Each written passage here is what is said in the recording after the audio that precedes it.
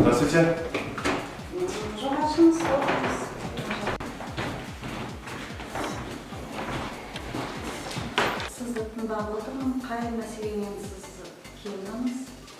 Ой, знаете, мы даже в семье не практиковали казахский язык. Можно на русском, Ирина Владимировна, пожалуйста, если возможно.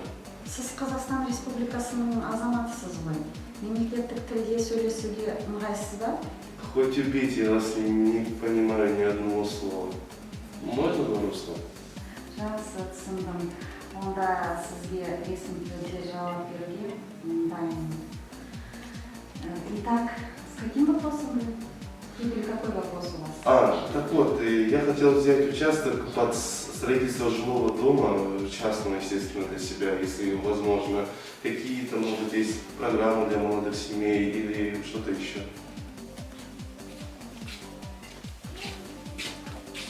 Сәлеметсіз. Не іздедіңіз? Үйде шәйнек сынып қалып еді. Сол үйге бір жасап отырып шәйнек іздеп отыр едім. Қайсысын көрсете аласыз? Мынау бош бар, өте жақсы. Сосын Редмонд бар. Қандай керемет, қазақ тілін жетік біледі екенсіз. Сіз қазақ емессіз ғой, ұлтыңыз кім? Жоқ, мен қазақ емеспін. Менің ұлтым ингушка.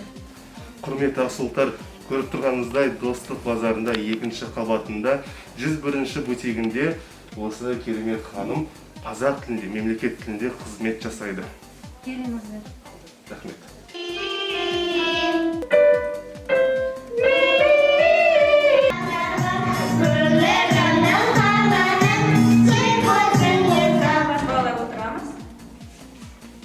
Здравствуйте. Антонина Анатольевна, можно вас? Саламатсыз ба. Әрине болады. Қандай сұрақтармен келіп отырсыз? Балалар тыныш отырамыз. У меня дочь ходит в ваш садик. Я хотела бы, чтобы она тоже пела у вас в кружке. Сіз қинай алмай-ақ қазақша айта беріңіз. Мен қазақ тілінде жетік білемін.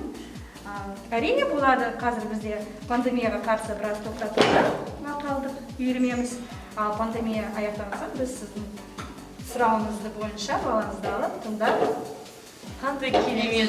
Әйтпесе мен тілімді сындырып орысша сөйлеп тұрсам, түріңіз өзге ұлт өкілі болғаннан кейін. Әрине, қазақ жерінде тұрып, қазақша білмеген мен үшін өте ұят сияқты, мен қазақ тілінде еркін сөйлеймін. Керемет. Осы балапан бақшасында 7 жыл еңбек істеп жатырмын. Маған өте ұнайды, қазақ ұлттық балалармен жұмыс жасаймын. Керемет тыңдауға балаларыңызды.